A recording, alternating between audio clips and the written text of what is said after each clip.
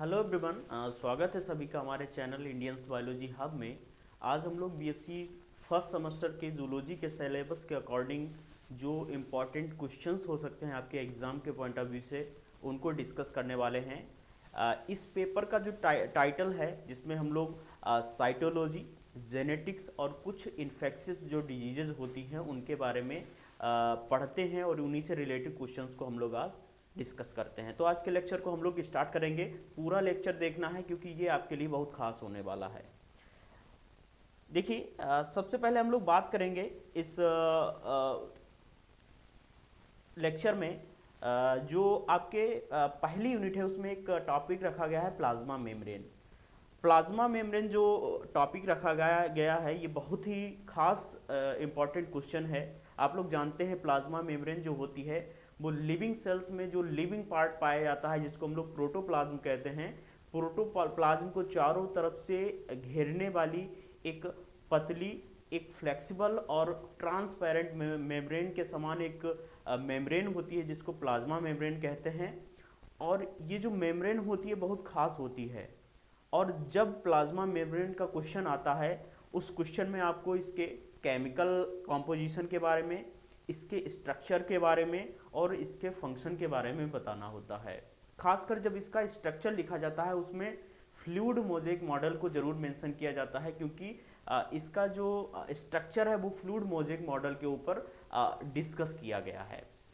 दूसरा क्वेश्चन जो हमारा दूसरी यूनिट से संबंधित है जिसको हम लोग माइटोकॉन्ड्रिया के नाम से जानते हैं।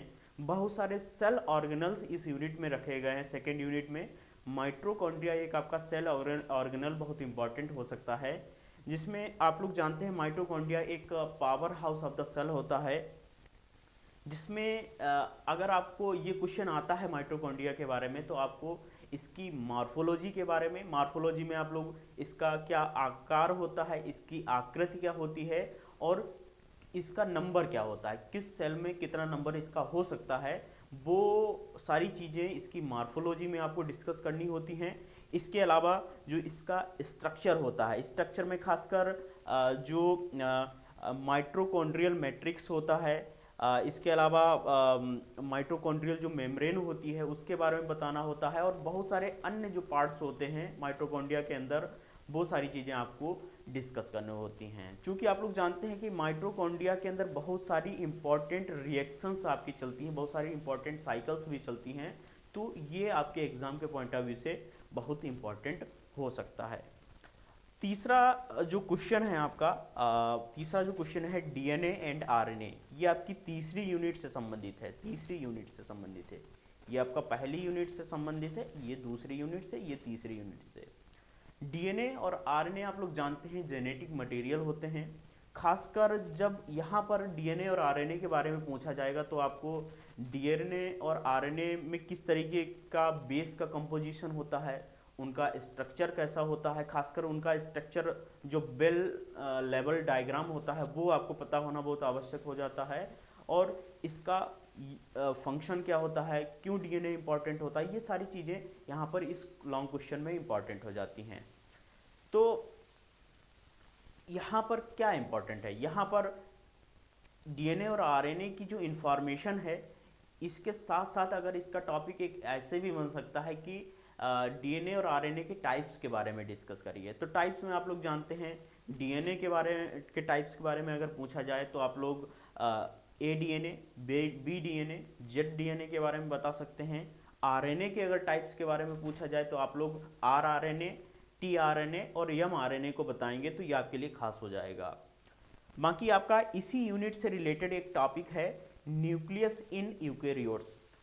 आप लोग जानते हैं जो वेल लेवल्ड या वेल डेवलप्ड प्रकार का जो न्यूक्लियस होता है वो सिर्फ और सिर्फ यूकेरियोटिक सेल्स में पाया जाता है और इसी कारण इस टॉपिक को यहाँ पर रखा गया है जो कि आपकी तीसरी यूनिट से ही संबंधित है, जिसमें आपको न्यूक्लियस के बारे में बहुत सारी इंफॉर्मेशन बतानी होती है, जिसमें मुख्य रूप से आपको न्यूक्लियस का स्ट्रक्चर कैसा होता है। स्ट्रक्चर में आपको न्यूक्लियर वाल कैसी होती है, न्यूक्लियोप्लाज्म के बारे में बताना होता है, क्रोमेटिड जो फाइबर्स होते हैं वहाँ पर उसके बारे में डिस्कस करना होता है और न्यूक्लियोलस के बारे में बताना होता है। और उसके जो फंक्शंस हो सकते हैं, कार्य जो न्यूक्लियस के हो सकते हैं, उनके बारे में वहाँ पर डिस्कस करना होता है। खासकर आप लोग जानते हैं कि जो न्यूक्लियस होता है वो सेल के अंदर बहुत सारी एक्टिविटीज़ को कंट्रोल करता है। तो न्यूक्लियस का एक बहुत महत्वपूर्ण फीचर है ये कि वो सेल के अंदर बहुत सारी एक्टिविटीज़ को कंट्रोल करता है, और इसी कारण अलग अलग बेसिस पर उसका जो फंक्शन है वो बहुत ही ज़्यादा खास माना जाता है। आगे हम लोग बात करेंगे जो आपकी चौथी यूनिट है। जो चौथी यूनिट है आपकी, उसमें एक टॉपिक रखा गया है माइटोसिस एंड मियोसिस के बारे में। माइटोसिस और मियोसिस के बारे में आप लोग जानते हैं, 12th से पढ़ते हुए आ रहे हैं। माइटोसिस जिसको हम लोग समसूत्री विभाजन कहते हैं, मियोसिस को हम लोग अर्धसूत्री विभाजन कहते हैं। जो हमारे बॉडी की सोमेटिक सेल्स होती हैं, देही कोशिकाएं होती हैं, उनकी ग्रोथ के लिए, उनके डेवलपमेंट में जो है माइटोसिस की प्रक्रिया होती है। और जो हमारी जर्म सेल्स होती हैं जिनसे हमारा स्पर्म या जो एग बनता है, उसमें मियोसिस की प्रक्रिया होती है। तो बॉडी के डेवलपमेंट के लिए माइटोसिस इंपॉर्टेंट है, और हमारे जो जर्म सेल्स होती हैं उनके डेवलपमेंट के लिए या उनमें डिवीजन के लिए मियोसिस इंपॉर्टेंट होता है।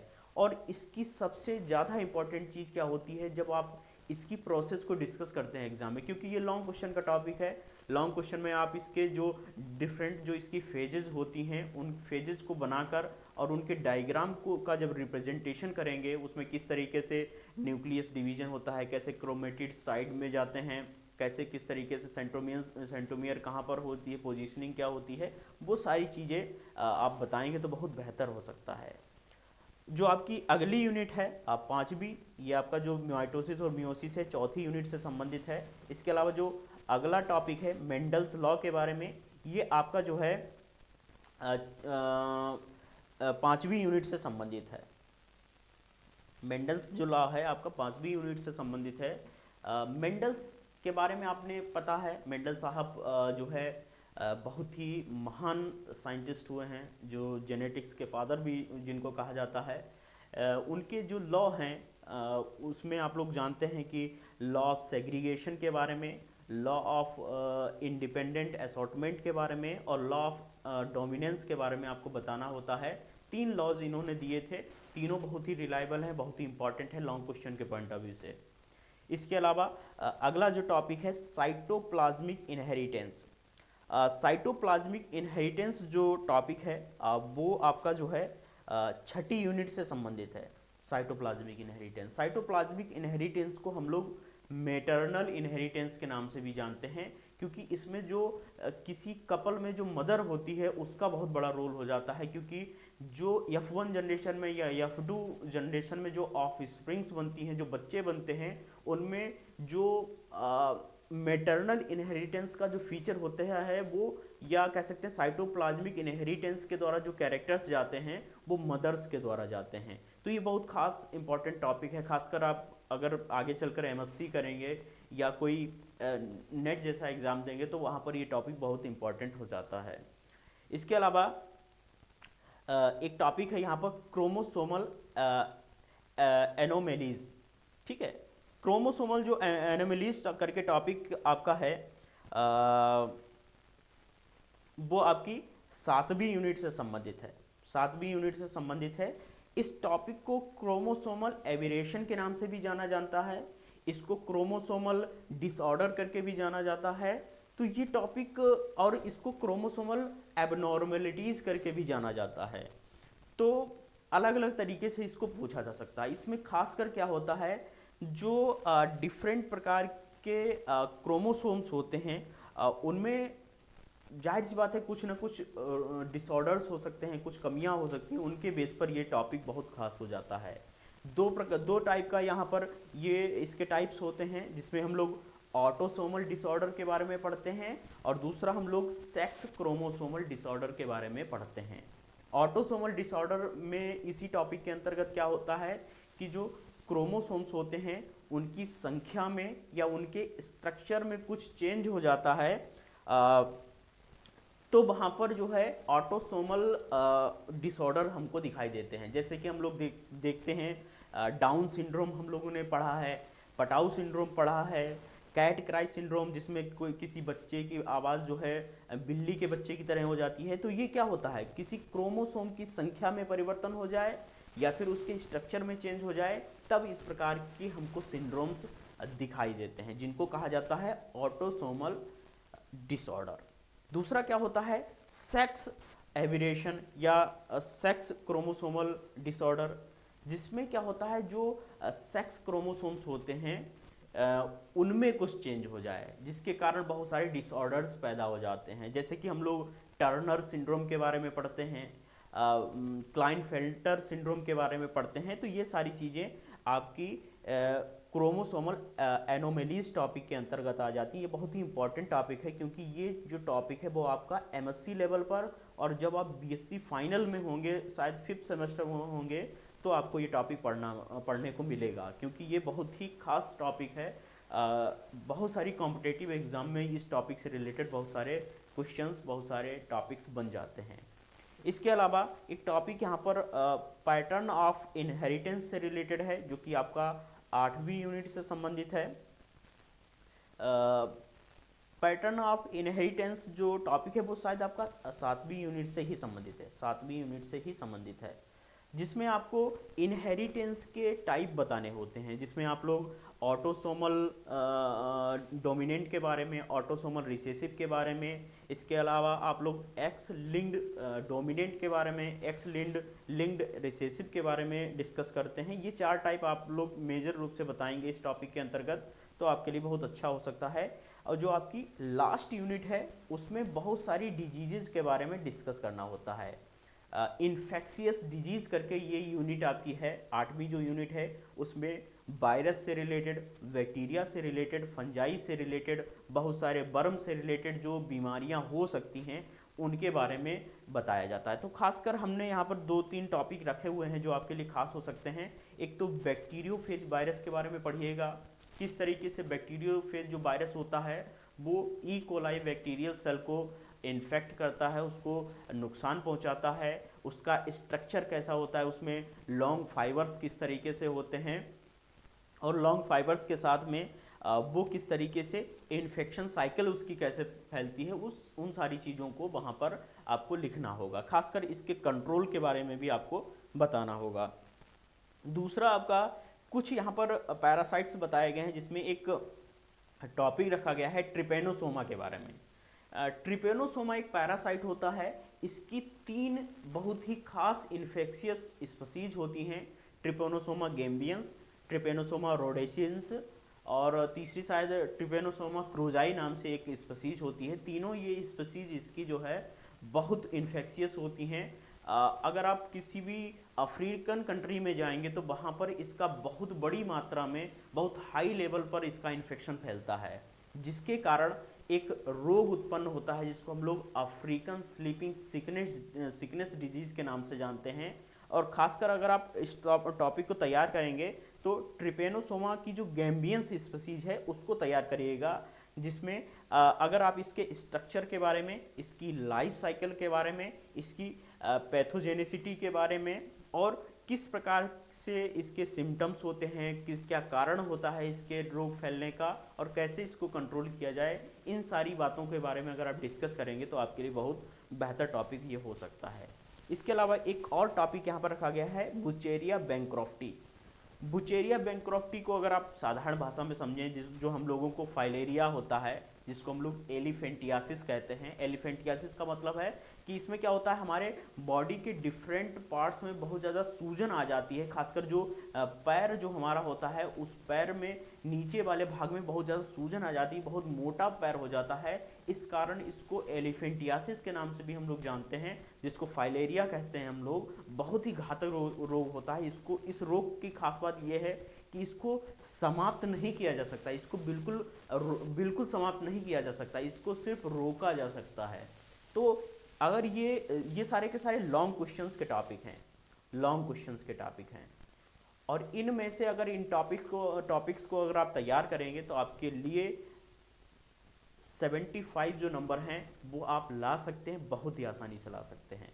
इसके अलावा कुछ शॉर्ट नोट भी हैं, खासकर जो आपके लॉन्ग क्वेश्चंस हैं उन्हीं से सब शॉर्ट नोट बनते हैं। कुछ अलग से मैंने कुछ टॉपिक्स निकाले हैं जो आपके लिए खास हो सकते हैं। आपकी जो पहली यूनिट है उसमें कुछ जूलॉजिस्ट जो हो सकते हैं इम्पॉर्टेंट हैं, उनके बारे में बताया गया है कि उन्होंने किस तरीके से अलग अलग फील्ड में कार्य किया। खासकर CR नारायण राव जो कि एक इंडियन जूलॉजिस्ट हैं, इनके बारे में अगर आप पढ़िएगा तो आ सकता है क्वेश्चन। अरस्तु के बारे में आप लोग जानते हैं, चार्ल्स डार्विन के बारे में पढ़ के जाना जो कि आपके लिए शॉर्ट नोट में इन तीनों में से किसी एक के बारे में क्वेश्चन पूछा जा सकता है।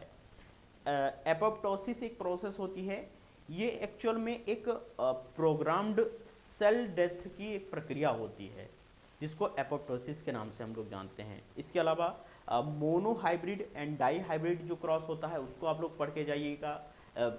मोनो हाइब्रिड क्रॉस में एक कैरेक्टर को लेकर क्रॉस किया जाता है, डाई हाइब्रिड क्रॉस में दो कैरेक्टर्स को लेकर क्रॉस कराया जाता है। तो वो सारी चीज़ें आपने पढ़ी भी हैं और अगर इसको सही तरीके से तैयार करेंगे तो आपके लिए बेहतर हो सकता है।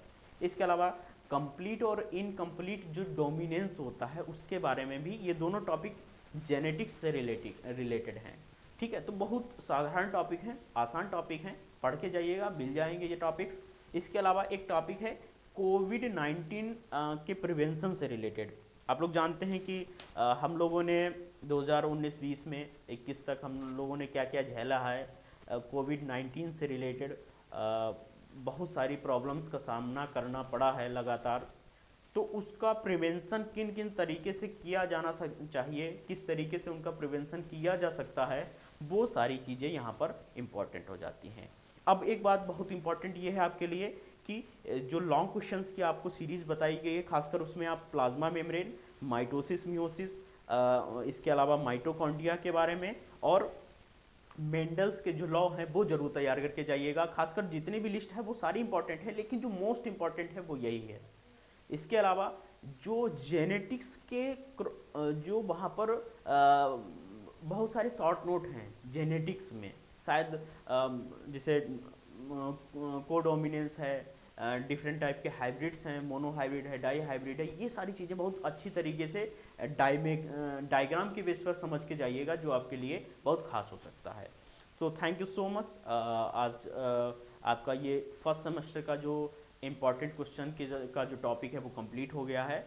आप इसको तैयार करिए, आपके एग्ज़ाम में अच्छे नंबर आएंगे, ये आप लिख के रखिए और पढ़ते जाइए।